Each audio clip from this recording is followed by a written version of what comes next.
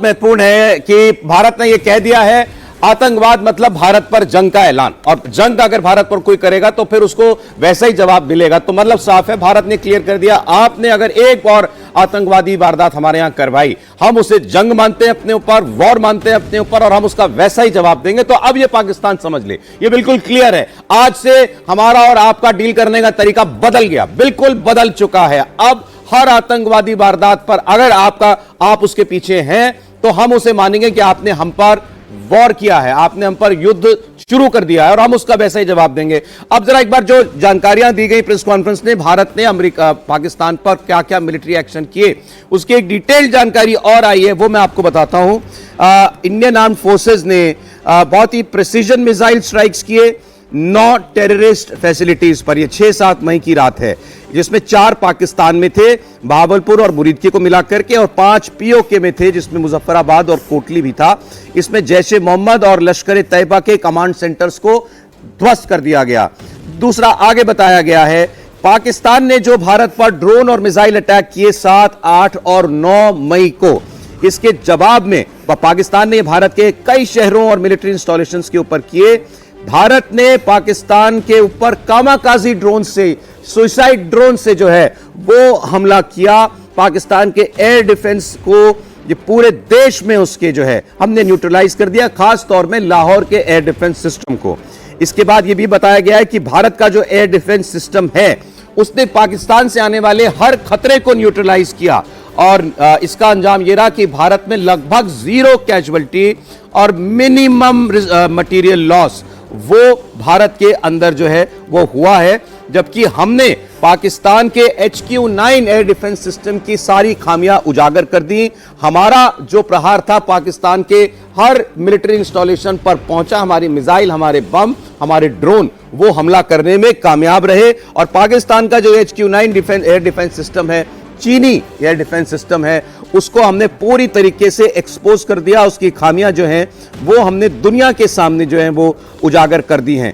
इसके अलावा यही बताया गया कि भारत की काउंटर मिलिट्री एक्शंस जो 9 और 10 मई की रात को हुए, ये पहला ऐसा मौका था जब भारत ने पाकिस्तान के 5 एयर बेसिस को, ये पहला ऐसा मौका है जब किसी न्यूक्लियर आर्म स्टेट को, जो पाकिस्तान बार बार कहता है ना कि हमारे पास न्यूक्लियर बम है, न्यूक्लियर पावर है, तो ये पहला ऐसा मौका है जब किसी न्यूक्लियर आर्म्ड स्टेट के ऊपर हमला किया गया हो और उसके सीधे सीधे उसके एयरफोर्स स्टेशंस पर भारी तबाही मचाई गई हो। भारत ने ये पाकिस्तान के ऊपर करके दिखाया। 5 एयरफोर्स कैंप्स जो हैं, हमने उसको नुकसान डिस्ट्रॉय किया है। ये नूर खान कैंप, रहीम यार Khan camp, Rafiki camp, Muridke airbase और सियालकोट। टोटल 11 हो जाते हैं सौरभ, क्योंकि 6 सुबह ब्रीफिंग में बताए गए थे, फिर बाकी के नाम और आगे एडिशनल किए गए हैं। तो बड़े पैमाने पर हमने प्यूनिटिव एक्शन जो है वो लिया है, और उसी का नतीजा है कि पाकिस्तान झुका है। बिनास ये उसकी न्यूक्लियर बोगी फिर एक्सपोज हो गई, और बार बार तमाम लोग यही कह रहे थे कि इस न्यूक्लियर बोगी को, जो स्कूल बॉय न्यूक्लियर बोगी है, इसको एक्सपोज होने की जरूरत भी है कि हम एक न्यूक्लियर ताकत हैं, इस धमकी, इस धौंस के आगे आप लोगों को ब्लैकमेल नहीं कर सकते हैं, लोगों को टेरर जो है वो टेरराइज नहीं कर सकते हैं। भारत के ने साफ आज ये भी कह दिया है कि जिस तरह से आप अगर कोई भी आतंकी हमला भारत पर होता है तो आगे से उससे एक्ट ऑफ वॉर कंसिडर किया जाएगा। तो आप सोच के देखिए कि हर सीज फायर में कुछ ना कुछ शर्तें होती हैं, कुछ ना कुछ बातचीत होती है, और उसके बाद ही युद्ध विराम की स्थिति बनती है। क्योंकि पहल झुका पाकिस्तान था, कॉल पाकिस्तान के डीजीएमओ ने किया है, तो हिंदुस्तान ने भी अपने कई फर्म कंडीशंस जो हैं वो रखी होंगी। और इस बीच ये भी बता दें कि जो इंडस वाटर ट्रीटी थी, जिसे हमने अभी होल्ड पे रखा हुआ था, वो जस का तस अभी जारी रहेगा। साथ ही जितनी भी आर्थिक हमने रूप से जो प्यूनिटिव एक्शन लिए हैं वो भी अभी जस के तस अब इस सभी सारी कार्रवाई को जो पिछले 4 दिन से भारत ने शुरुआत जिसकी की थी, इसको एक परिप्रेक्ष्य में रखते हुए भारत ने पाकिस्तान के आतंकवादी हमले का जवाब दिया था। और उसके बाद जो पाकिस्तान की सेना पर हम हमले कर रहे थे, उससे हम क्या अचीव करना चाहते थे? हमारा लक्ष्य था आतंकवाद पर रोक लगाना, हमारा यही उद्देश्य था। पाकिस्तान पर अदरवाइज वार करने का, हमला करने का हमारे पास कोई ना तो मोटिव था, ना हम करना चाहते थे। हम आतंकवाद पर रोक लगाना चाहते थे। तो ये एक जबरदस्त फौजी कार्रवाई काइनेटिक मेजर्स जिनको कहा जाता है फौजी भाषा में, दूसरा इसके अलावा जो कदम उठाए गए हैं, इंडस वाटर ट्रीटी के कदम उठाए गए हैं, डिप्लोमेटिक कदम, काफी कड़े इकोनॉमिक कदम उठाए गए हैं, ये अपनी जगह पर हैं। लेकिन हमने ये साफ कर दिया कि अब आपका एक भी हमला भारत पर एक्ट ऑफ वॉर हम मानेंगे, और जो हमने इस बार किया है वो हम बार बार करेंगे। बिल्कुल। और सौरभ, यहां पर यह भी देखना होगा कि जिस तरह से अभी जो प्रेस कॉन्फ्रेंस हुई उसमें सेना ने साफ कहा कि हमने अपनी शर्तों पर सीज फायर करवाया। बिल्कुल, हमने अपनी शर्तों पर सीज फायर कराया है। हमारे सारे एयरबेस सुरक्षित हैं। हमने पाकिस्तान की जो सेना है उसकी जो क्षमता है उसको खत्म किया है। आप सोच के देखिए कि पाकिस्तान के एयरफोर्स के अगर 11 एयरबेस, जिसमें नूर खान, चकाला, एक ही नाम है ये, पहले पुराना नाम था, उसके बाद रफीकी, मुरीद, सक्कर, सियालकोट, पसरूर, चुनैन, सरगोदा, स्कार्दू, भुलारी, जकोबाबाद, तो आप ये देखिए किस तरह से पूरी की पूरी लिस्ट है। और अगर आप यहां पर क्षति झेलते हैं, ये सारे के सारे आपके ऑपरेशनल एयरबेस थे, यहां पे आपके फाइटर जेट्स थे, पूरा मिलिट्री एस्टैब्लिशमेंट था, तो जो नुकसान पहुंचाया है, जो पिछले 12 घंटे में सौरभ जिस तरह का हमारा रिएक्शन रहा था, उससे एक प्रेशर डेवलप हुआ और लगातार बैकडोर कूटनीतिक बातचीत जो है वो अलग अलग स्तर पे चल रही थी। उस प्रेशर की वजह से आखिरकार जब पाकिस्तान को ये रियलाइजेशन होता है कि उसके पास अब बहुत कुछ नहीं है फाइट आउट करने के लिए। ये बहुत इंपॉर्टेंट जो आपने 12 घंटे पॉइंट आउट किए, जो प्रेस कॉन्फ्रेंस में ही बताया गया, पिछले 12 घंटे में पाकिस्तान के ऊपर भारत का ऐसा जोरदार प्रहार हुआ है, उसके बाद पाकिस्तान जो है वो घुटनों पर आकर अब बातचीत की टेबल पर आना चाहता है। तो ये 12 घंटे में क्या हुआ आप देख रहे हैं। 3 दिन से लगातार पाकिस्तान भारत पर ड्रोन हमले करा रहा है, एक के बाद एक सैकड़ों ड्रोन भारत के ऊपर भेज रहा है। तब परसों 400 ड्रोन, कल 200-250 ड्रोन उसने भेजे। अब भारत ने फिर इसका जवाब जब दिया, उसके सैन्य बेसों पर, एयर बेसिस पर हमला करके, वो पाकिस्तान ने शायद उसकी कल्पना नहीं की थी कि भारत का जवाब इतना तगड़ा और इतना बड़ा आएगा। और इसके तमाम तरीके के प्रूफ हैं, वीडियोस आ चुके हैं कैसे भारत की मिसाइलों ने पाकिस्तानी एयर बेसिस को तबाह किया।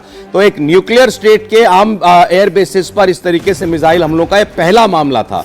ये भी आप ध्यान रखिए, पाकिस्तान को बहुत जबरदस्त क्षति पहुंची। उसने पलटवार करने की कोशिश की, लेकिन भारत का जो रक्षा कवच है, हमारा एयर डिफेंस सिस्टम, उसने पाकिस्तान के हर हमले को नाकाम कर दिया। और ये एक बड़ी साफ साफ एक खाई जैसा अंतर दिखाई दिया उसकी एयर डिफेंस क्षमता में, भारत की एयर डिफेंस क्षमता में, हमारी वायुसेना की ताकत में, उसकी वायुसेना की ताकत में। हमने उसकी तरफ से आने वाले हर खतरे को न्यूट्रलाइज किया, जबकि हमारा हर वार उसके ठिकाने पर पहुंचा। बिल्कुल सौरभ, और ये भी देखना होगा कि पाकिस्तान की जो नेवी है वो सबसे कमजोर कड़ी है पाकिस्तान की, तो नेवी की शक्ति के मुकाबले में वो कहीं नहीं खड़ा है। तो अभी तक तो हमने अपनी आर्मी और नेवी के जो जिसे कहते हैं ना डिसाइसिव एक्शन, जो अग्रेसिव एक्शन जो होते हैं ऑफेंसिव, वो शुरू भी नहीं किए थे। अभी तो सिर्फ हम ये जो इलेक्ट्रॉनिक वॉरफेयर है, जो मॉडर्नाइज्ड वॉरफेयर है, एयरफोर्स के मार्फत, मिसाइल्स के मार्फत, ड्रोन के मार्फत, वही जवाबी कार्रवाई हम कर रहे थे। तो उसमें अगर हम इतना डैमेज कर सकते हैं, जब एक्चुअल वॉर एस्केलेट होती तो वो डैमेज कितनी बड़ी होती, क्योंकि अभी तक एलओसी पार हुई ही नहीं थी।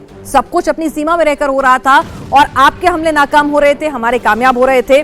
तो एक प्रेशर लगातार आपकी आर्म फोर्सेस पर भी बन रहा था। और साथ ही साथ सौरभ, बहुत हद तक मुमकिन है, जिस तरह से हम देख रहे हैं कि कूटनीतिक चैनल से लगातार बातचीत जो है, बैकडोर, आमतौर पे जो बड़ी शक्तियां होती हैं उनके अपने वेस्टेड इंटरेस्ट होते हैं। इंडिया में भी एपरेंट था पिनाज। आप देखें, भारत के विदेश मंत्री, रक्षा मंत्री, कोई और मंत्री जो है, कहीं आपने उसका कोई बयान, एक बयान रक्षा मंत्री का, एक बयान गृह मंत्री का, केवल ये स्टेटमेंट्स हैं। विदेश मंत्री एक एक लाइन के पोस्ट करते हैं, इसके अलावा कोई भारत सरकार नहीं बात करी। और पाकिस्तान नहीं, हम आतंक कहते हैं, हम आतंक। हाँ, और पाकिस्तान क्या कर रहा था? पाकिस्तान के रक्षा मंत्री, पाकिस्तान के विदेश मंत्री, पाकिस्तान के इवन प्राइम मिनिस्टर और इंफॉर्मेशन मिनिस्टर, ये तमाम टीवी चैनलों पर जाकर इंटरव्यू देने का क्या मतलब होता है कि आप दुनिया को बताना चाहते हैं कुछ। विदेशी टीवी चैनलों को वो लगातार इंटरव्यू दे रहे थे, वहां मैसेज कन्वे करना चाहते थे कि हम पर भारत बहुत जोरदार मार मार रहा है, आप इस पर कुछ कीजिए। जो नैरेटिव सेट होता है ना पाकिस्तान का, मैं विक्टिम हूं, मेरे साथ गलत हो गया, एक विक्टिम कार्ड खेलना,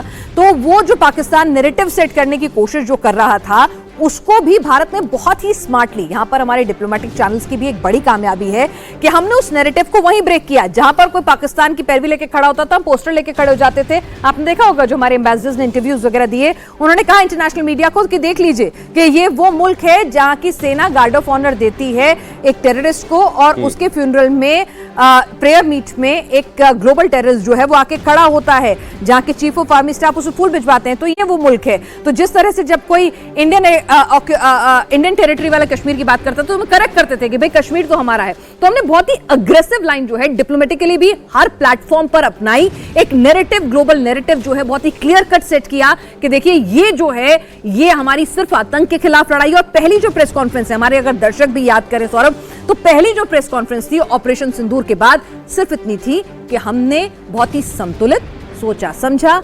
प्रिसाइज अटैक किया है, वो भी आतंक के खिलाफ, जिसमें किसी भी तरह से कोलैटरल डैमेज नहीं हुई है। अब ये देखिए प्रधानमंत्री की एक तस्वीर हम इस वक्त स्क्रीन पर दिखा रहे हैं। ये जब उन्होंने एक बार एक लड़ाकू विमान में उड़ान भरी थी, सॉर्टी करी थी, उसके बाद की उनकी तस्वीर है। लेकिन बहुत सिंबॉलिक जेस्चर, अब इसको आप आज के हालात में ले सकते हैं। नरेंद्र मोदी ने कहा था आतंकवाद को, आपके पीछे खड़े लोगों को उनकी कल्पना के बियॉन्ड, जो उन्होंने सोचा भी नहीं होगा ऐसा जवाब मिलेगा, और जो देश चाहता है वो होकर रहेगा। ये रक्षा मंत्री का स्टेटमेंट था। अब बिल्कुल कहना चाहिए प्रधानमंत्री नरेंद्र मोदी ने जो वादा देश से किया था उसको निभाया है। भारत जो अचीव करना चाहता था वो किया है। पाकिस्तान को एक बहुत बड़ा सबक सिखाया गया है, और पाकिस्तान इसीलिए बातचीत की मेज पर आने की अब पहल कर रहा था, अनुरोध कर रहा है वो, क्योंकि उसको समझ में आ गया हमारा बहुत नुकसान हो गया और वो इससे ज्यादा आगे नुकसान नहीं झेल सकता। वो ऑलरेडी इंटरनेशनल मॉनेटरी फंड के $1 बिलियन पर चल रहा है फिलहाल।